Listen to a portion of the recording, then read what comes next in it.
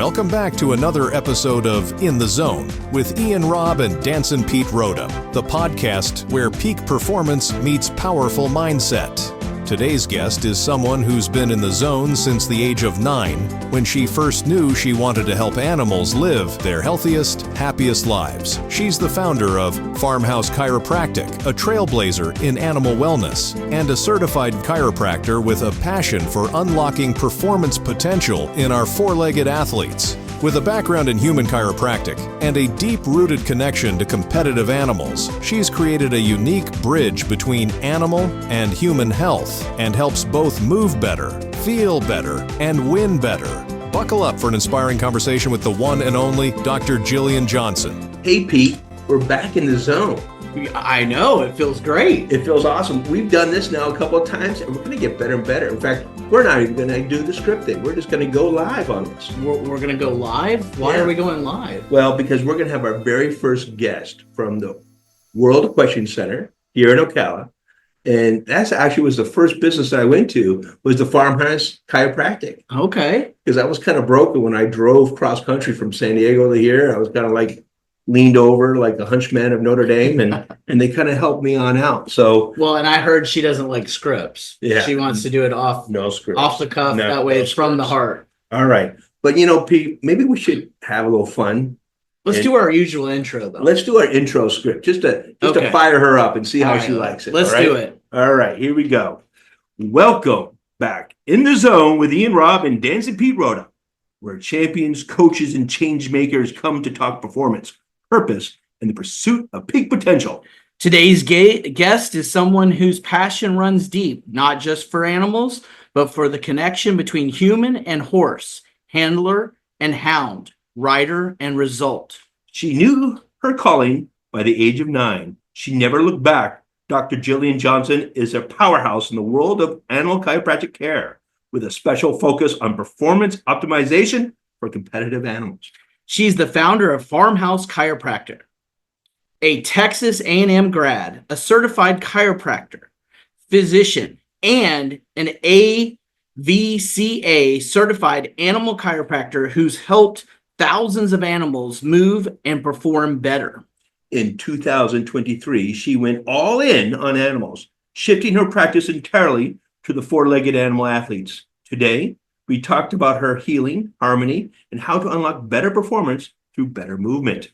You'll learn how chiropractic care plays a crucial role in equine and canine performance, why teamwork matters between the rider and the animal, and what it takes to build a purpose-driven business around passion. This one's for every rider, trainer, animal lover who knows the true excellence and built from the inside out.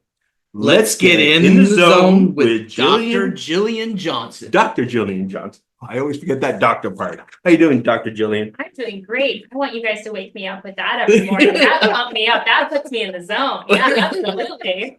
We can send it to you. Yeah, I need that for sure.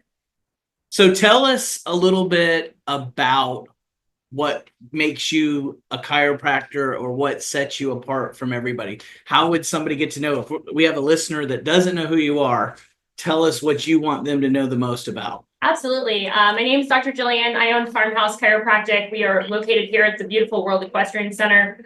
We are a series of professionals that work together to optimize your performance and deepen your connection, accelerate your healing. So we do a lot of things at my office, Pete. We do chiropractic. We do a lot of integrative therapies, laser, shockwave, taping. We do IV therapy to supplement. We have our equine and canine side where there's a massage therapist, there's a chiropractor, laser, etc. So what we do is we're able to take a look at the issue and find the best form or best way to fix it based on your individual needs. So a bunch of collaboration goes on in our office, and we have a big focus on nervous system regulation. Very good. There's also a thing, what is it called, that Ashley does? Fit Lab. Yeah, we do Fit Lab too. It's a really important part. So we have a corrective exercise, a personal trainer that's been in the business for 20 years. We call her our biomechanical genius because she's able to take the little things that are, I want to say human chiropractors, but Dr. Morgan does with people, and have a Fit Lab assessment to actually fix the things that are going on so that they can get better and fix the issues they're coming in for. Wow. Sounds like it's a diverse It group. does. It does. So, Dr. Jillian, for riders and trainers listening, what are the most common physical issues you see that affects a horse's ability to perform at their peak? That's a great question. That's why I said it. That's why I said it. I think one of the biggest things that holds them back from performing at their best can be tack fit, can be the inability to find regulation in their nervous system. So I feel like just like with us, stress plays such a huge role in what's going on every day. And as you know, if you're living in stress and living in that sympathetic system, you're actually diverting your body's ability to heal, to digest, and to learn. And so I think that's something that's missing. And I think that's what we try to incorporate in our work is giving, whether it's a rider or an animal, the ability to heal and to downregulate their system. So I think that it's just all about the fast pace of what's going on right now, quite honestly. So when I walk in, because I'm a patient of Dr. Morgan's. So when I go into Farmhouse Chiropractic, it does not look like your typical chiropractic office. So tell us why that is and what's different about it. Sure. I love that you say that because I put so much heart and soul into that office, and having it feel kind of like your best friend's living room and a high-end feel, like you're kind of like there. We call it Farmhouse Family. If you're there, we're invested in you. You're invested in us. We want to know how you did on the weekend. We want to know how you're feeling. And it's just kind of a casual but cool atmosphere that makes you feel at home and makes you a better rider or person when you leave. And you sell different items. Yes, absolutely. So you can tell I like to do it all. If I can find a way to help people, I do it. So we have a very small, curated boutique that we have anything from crystals and sage to local artists and jewelry. We love to create community and support our patients. So anything and everything that I feel like someone needs to take home usually ends up in our store. Sounds like you. Exactly. Ian. Dr. Jillian, since we're talking about business and a little bit more about balance, building a practice like Farmhouse Chiropractic takes more than passion. What are some of the biggest challenges you faced in starting and growing your own business?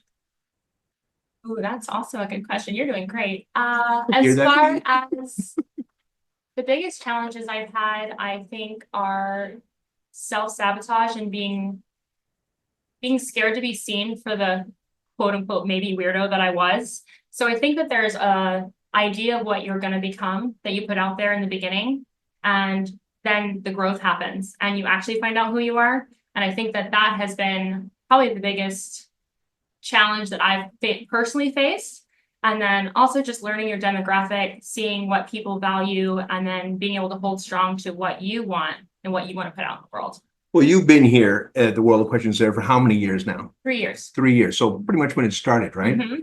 So that in itself is a big, scary thing, because I myself, being a sponsor here at the World Equestrian and having a BEMER cabin here, that was a big belief in putting all the chips in front and being part of the World Equestrian Center. Absolutely. It was actually funny. Having an office was never in my wheelhouse. I loved the variability of being out in the barns and change. And then the opportunity presented itself, and I was like, how could you not have an office at the World Equestrian Center? And it made so much sense for us to be close proximity to all the action and to be able to help riders the day that they need it, go out to the barns and help the horses perform their best. So it made so much sense. There was no way that you could talk anybody out of it, you know? So it was a big step. I'm very proud of that step. And I think we're doing really good. And I look forward to the future of it. You know, my girlfriend Lisa talks a lot, and I'm listening to this book called 10X is Easier Than 2X. So both you and I, in some ways, we put 10X because we really put all the chips in the center, really wanted to believe in our business and what we're trying to do and how we'd help each other out now. Do you find yourself helping more people that come here from the shows for the different weeks? Or do you find that your business is more outside in the different farms that you have around here? I would say it's kind of 50-50. It really depends. As you know, we're very seasonal. So we have our people that live here year round. And then we definitely do have the show crowds that come in. Some people, it's like Disney, right? It's the one time you're going to come. They've saved up. They're so excited and they just want to go around, and here's the chiropractor at World Equestrian Center. Here's the BEMER at World Equestrian Center. and they just get a taste of what it's like to operate on that level of having all these people that are in the zone of their genius operating and really get that high end experience. And that's what I like about it too, Pete, because we're a family, like you're talking about. And even though that we're sponsored, I'm in this little cabin here next to the pastry shop, a lot of us here, we like to help each other out. And as Pete knows, we're part of the Chamber of Commerce. We try to have some bobble nights here at our cabin and focus on different businesses. And it's great that we can help each other on out and do that and have some fun. Okay, so for our listeners that don't know what a chiropractor really does, can you define the true meaning of being a chiropractor? And then let's take it to how you have enhanced that or how you're different. Sure. I think for the basic level of what a chiropractor does is they assess your physical body and make sure that it's moving at its optimized form. So whether it's range of motion, or if you have an injury, etc. I think where we take it deeper is that we look at a lot of different factors. And for us, well, why is your back uncomfortable, right? I could adjust you, you can come back to the same issue, but no one wants to spend their time doing that or lose time in the saddle to do that. So we're able to kind of look at it and support you from different directions, whether it is emotional work, like I do with a neuroemotional technique, whether it is getting adjusted, whether it's Fit Lab with Ashley and you're able to activate muscles that have turned off. There's just so many ways that I think we take it to the next level as opposed to just what chiropractic can be on its own. So, tell us one myth or misunderstanding about animal chiropractic that you wish more people understood. Not to put her on the spot. There's so many. There's so many. One of the biggest myths I think is that they haven't earned it. So I hear that a lot is like if they're not working hard enough, that they don't earn it or deserve it or need it. Wow. And for us, it's more proactive than reactive. So I would rather be checking an animal, a young animal. So for dogs, for example, I like to start them at 8 weeks because it's a good opportunity to see where they're at. So you can actually help them grow healthy without compensation patterns. Because if they, lay on top of each other or twist wrong, then they go, cool, I don't care about that right hind. And you start this whole cascade of compensation that becomes, in their brain integration. And then that's their neurology that they go with. So to me, it's a huge missed opportunity to wait until you have a problem per se, or until you feel that the animal has quote unquote earned it, because by then we're going backwards.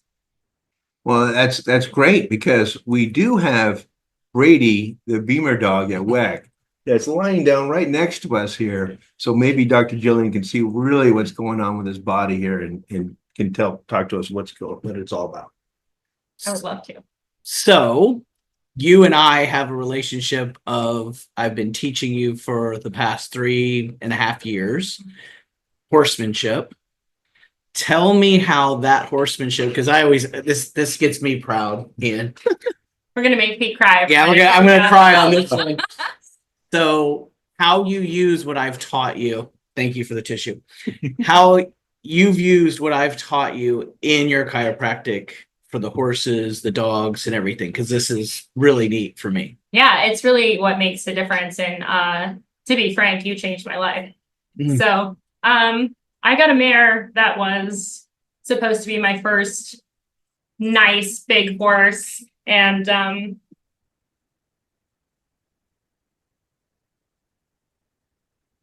she had a lot of issues once we started.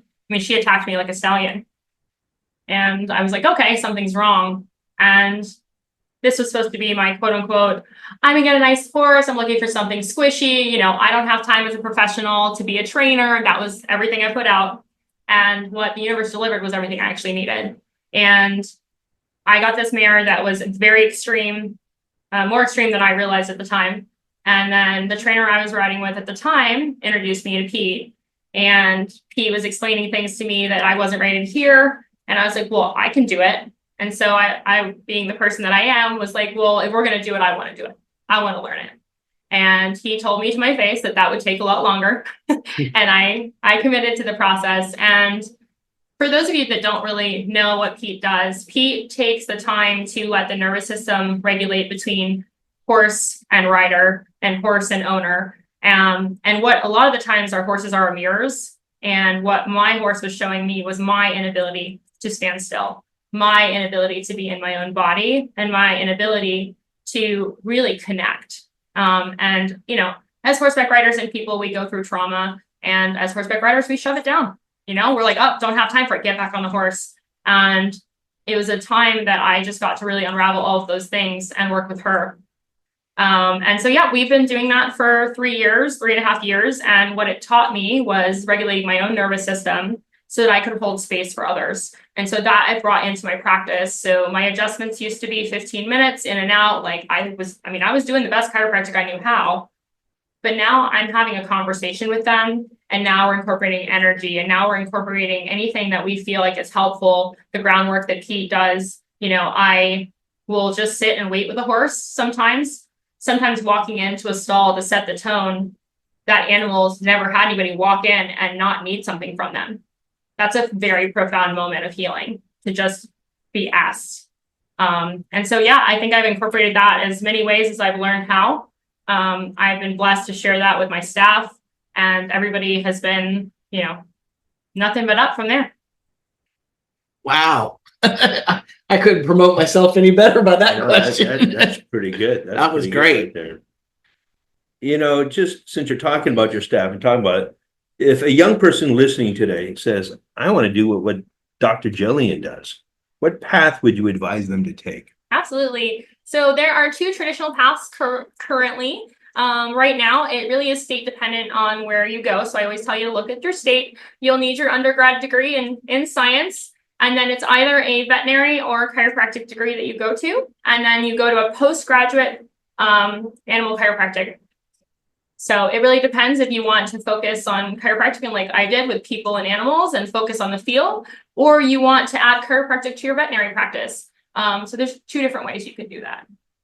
Using your horsemanship, going back to your horsemanship, being a horseman, how do you tell us a funny story on how you've used horsemanship and they thought it was your chiropractic, because you've told me a few stories like that. Sure. Yeah. Again, it's so blended in what I do. I have to really think about it, because now it's just something that is the art of what we do, right? There's so much waiting and holding, and something that Pete does a lot of is, so say you have a rider that's pulling on a horse's mouth, and you can tell, because I do a lot of mouth and jaw work, and obviously it's very important, and you can tell right off the bat the horse is bracing. So I'll go in and use some of the fundamental things that Pete's taught me to basically tell the horse that it's okay, and that I'm not going to pull on their face, and let them release that tension. And that sometimes is even more impactful than the adjustment I would have done, because the body is letting go of that trauma. And then I'm able to talk to a rider and say, hey, I'm feeling like we've got some stuff on the right side.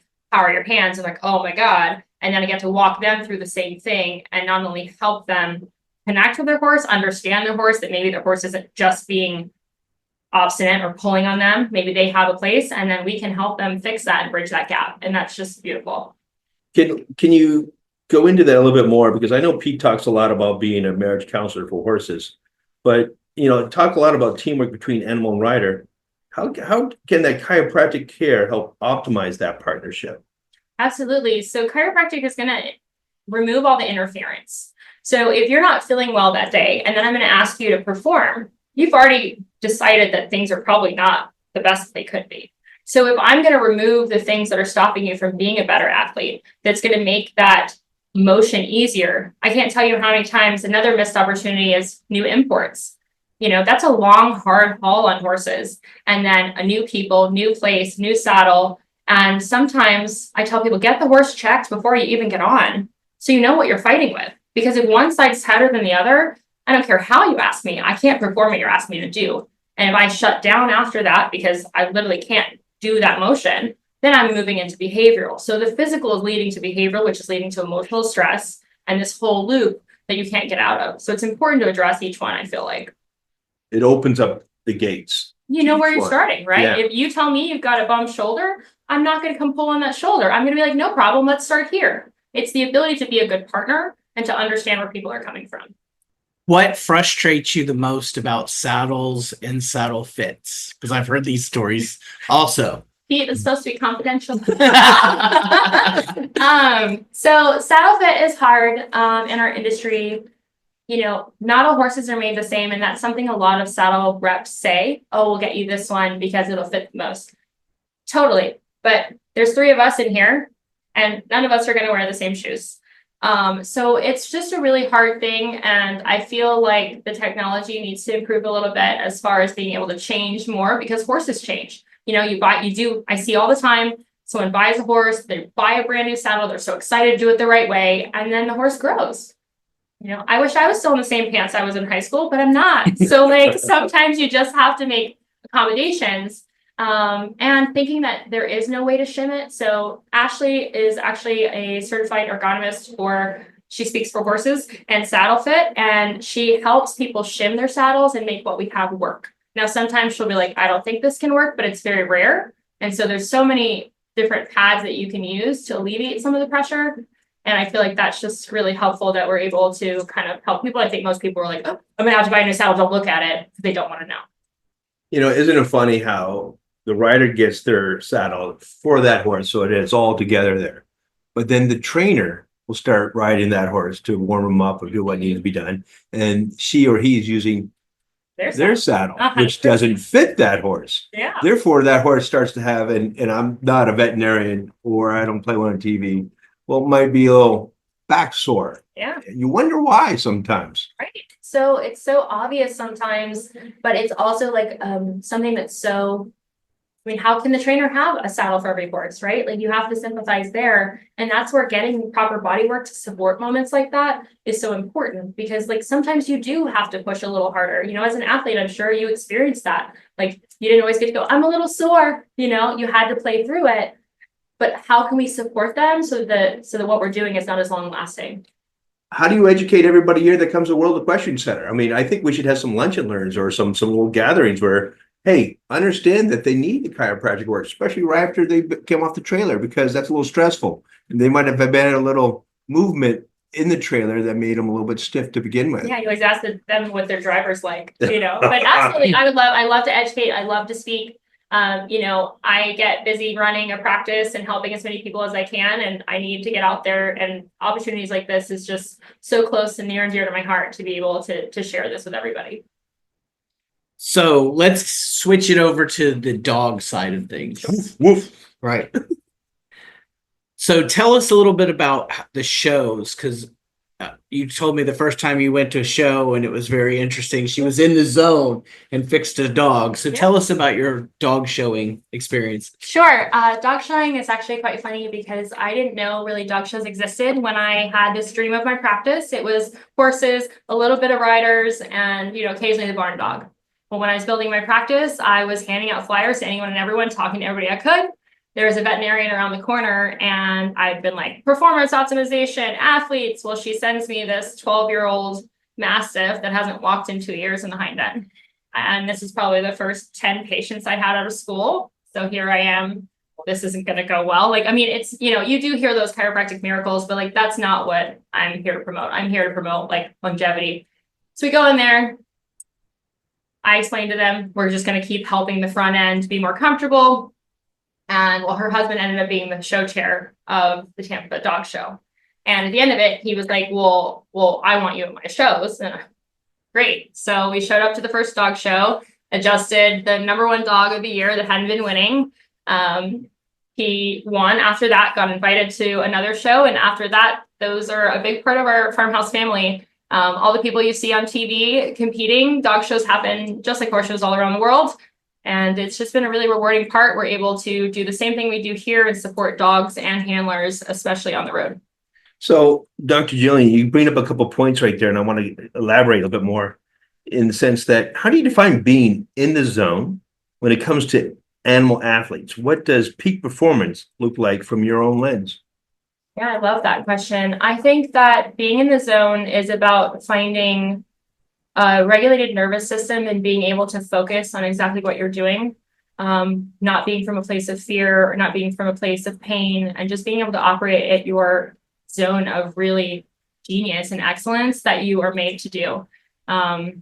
Peak performance is being able to excel at the level that you're able to, not that you currently are, because there's so many limitations that are put on. Saddle fit isn't right, or the shoes aren't right, or we weren't adjusted, or there was a stressful morning. Eliminating all those factors and being able to just do what you're there to do and experience that to me is being in the zone at peak performance. Tell us a little bit about what is it called? NET? NET, yes. NET is neuro-emotional technique, and it is a mind-body technique that is used to relieve stressors in the body. And these stressors can manifest as physical or emotional. And it's just a way that our body tries to protect us. So you have your subconscious mind that if a bear is coming, you don't have to think about it.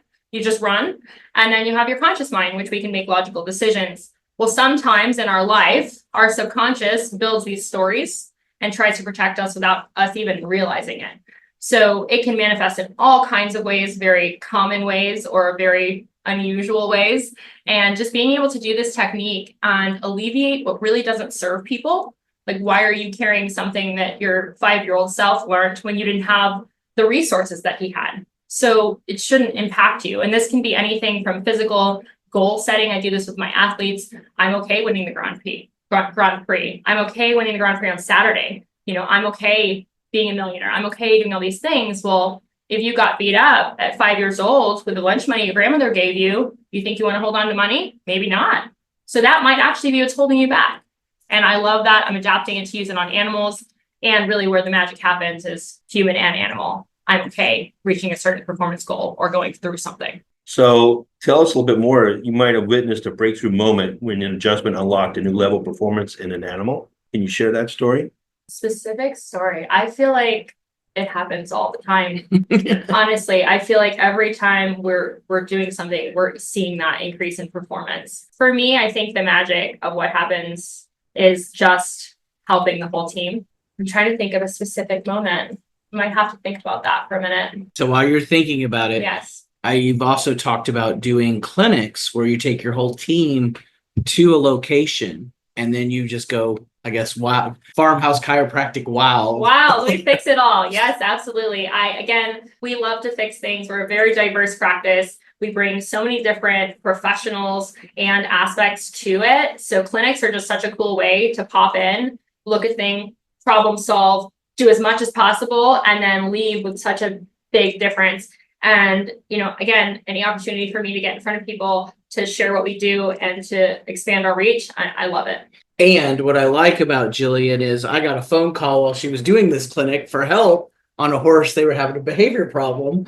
And I jumped right in and watched and asked some questions and gave her some ideas. So you love professionals that don't think they know everything. They grab the people to help them. So you need a village. We all need a village. We need professionals that we can lean on for sure. Very good. So you work with both high performance competition animals and everyday companions.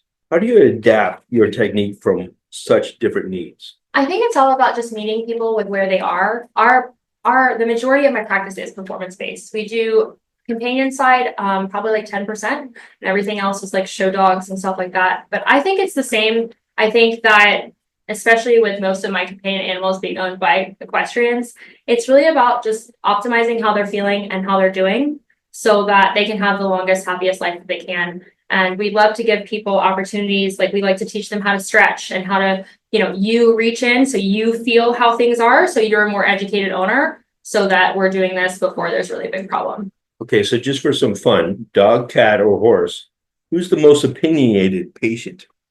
My horse. I will concur on that answer. my dragon. Again, I think it depends. I've had some cats.